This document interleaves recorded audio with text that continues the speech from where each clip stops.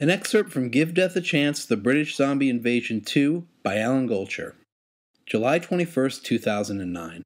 The routing on the Poppermost Over America tour has been nothing short of moronic. We started out in the Midwest, then worked our way south, then went all the way up to New York, then to Los Angeles, then back to New York. Either I'm the worst road manager in rock history, or the zombified Beatles are a colossal pain in the ass. I'm going with option B. How we get to the next show doesn't really matter at this point because there won't be any more shows. All pretense of this being an actual tour, meaning a road trip in which the lads play actual music at actual clubs for actual audiences that they don't murder and maim in a flamboyant fashion, is out the window, primarily because all of the band's gear is busted beyond repair. Sure, if John, Paul, and George and Ringo wanted to, they could procure some new instruments and amplifiers to replace what was destroyed yesterday, especially Ringo. Ninjas are good at procuring stuff, but they have other issues to deal with, like what to do with Eminem's corpse. But I'm getting ahead of myself. We waited in the van for what seemed like several hours until we saw a sign of life on the Mathers compound. A sign that ended up being Eminem himself stepping out of his front door and grabbing his mail and newspaper. While the rapper perused his bills or his postcards or the sports section or the latest issue of Teen People or whatever, Ringo flew out of the van and put the guy in a headlock, then dragged him into the house. Turned out that Ringo headlocked Eminem a bit too hard and the dude had passed out. Eventually the rapper awoke. "Yo, what's up?" he asked, trying and failing to sit up straight.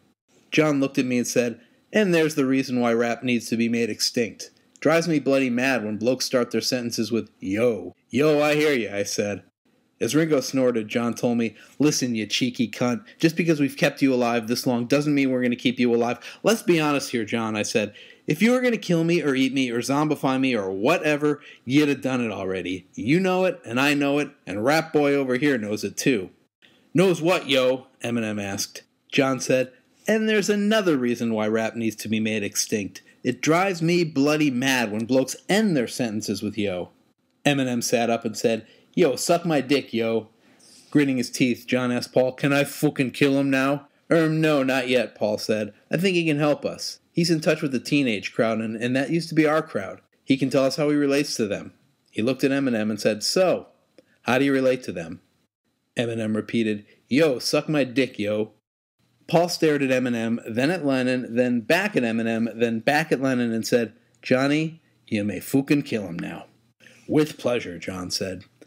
Eminem stood up and began to speak in a rapid-fire, distinctly non-street voice. Wait, no, please don't kill me," he said, "please.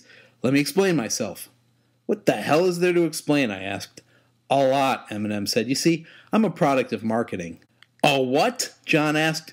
"Mania," George mumbled, "simply mania." Ignoring them both, Eminem continued, "I'm not real. I'm not Eminem. I'm not even Marshall Mathers from Detroit, Michigan. I'm Irving Rabinowitz from Greenwich, Connecticut." Paul turned to me and said, "Does this mean anything to you?" "Apparently," I said, "Eminem, the toughest white boy rapper from the toughest section in the toughest town in the country, is actually a nebbish from the burbs." "What the fuck is a burb?" John asked. "Doesn't matter," I said. "All you need to know is this dude is a poser." Eminem held up a single finger and said, "Not a poser, a product. A well-thought-out, tightly developed, one-of-a-kind rapping corporation. You want to know how I did it?" "No," Ringo said. Ignoring him, Eminem paced the room and bowled ahead. "It all started back in 1991, after a Caucasian singing group called Color Me Bad had a massive hit with an African-American approach to music. I thought, with a little work, I could do that, and I was right. It started with lots and lots of market research and focus groups. I learned what America would want in the late 90s, what would appeal to both New York and Peoria. A Caucasian rapper with attitude. So I hired multiple public relation firms and voice coaches and acting teachers, and brilliant ones at that, and my team began charting a course for the rest of my career. If you've read Teen People regularly, and I can tell that you have, you know what's happened up until now, but the future will be even brighter.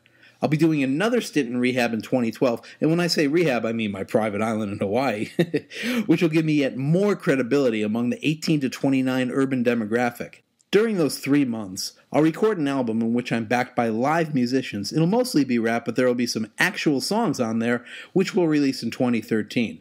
In early 2014, I'll backslide again and be forced into rehab again, where I'll finally kick the habit for good, soon after which we'll release a book about my recovery. The thing's already been written, actually. Then, in 2015, I'll record and release an album of jazz standards. I'll be 43 at that point, and our studies have shown that the general public believes a 43-year-old rapping about bitches and hoes is just plain silly, which will neatly transition into my leading the house band on The Bill Hader Show. He's getting a show when Jimmy Fallon replaces Jay Leno that year, and I'll be set for life, or until Bill gets canceled. He paused and said, "It's all about planning and marketing. Planning and marketing. Planning and marketing. Planning and..." John said, "Yeah, we get it. Planning and marketing." "But what about music?" Ringo asked. "Do you even care about that?" "Not that hippity hop is music," John said. Eminem said, "Mr. Starr, I haven't rapped a single word since my first album. It's all computerized." "What in particular is computerized?" I asked. "Oh, everything," Eminem said. "My voice, my lyrics, my beats, the whole shebang. I don't have time to make music because aside from maintaining the Eminem brand, I'm running 4 multinational corporations. We sampled the heck out of my voice, and we've come up with some wonderful technology. Expect the software on the market in 2017. Paul stared at Eminem, then at Lennon, then back at Eminem, and then back at Lennon and said, "Johnny, you may fucking kill him now." John said, "Finally, thank you." And then I saw things that, to my eternal regret, I'll never be able to unsee. First, John stood up, grabbed Eminem by the scruff of his neck, lifted him over his head, then threw him towards the sky at what had to be more than 25 miles per hour. Eminem's body bounced off of the ceiling, then plummeted straight on down. He hit the floor with a sickening thump. Second, George kicked the rapper in the temple so hard that the toe of his shoe came out at the other side of Eminem's head, as did a piece of gray matter. Third, Paul pounced on the chunk of brain, popped it in his mouth, chewed it frantically as if it were the tastiest piece of bubblegum in the history of bubblegum, then blew a bubble which popped on his face. He wiped the goo from his cheeks and threw it at Ringo's feet. Fourth, Ringo picked up the bit of brain, shaped perfectly into a round ball, shoved the ball into the hole on the side of Eminem's head. Fifth, George ripped off Eminem's foot and jammed it in the hole in the side of Eminem's head to seal the wound. Sixth, John knelt down and ripped open Eminem's chest, exposing his heart, his lungs, his guts, and other organs that I couldn't identify without an anatomy book. Seventh, George knelt down and ripped out a handful of Eminem's small intestines, then slathered the bloody mess all over his own chest. When I asked George why he was doing that, he said, "It's a zombie thing, you wouldn't understand."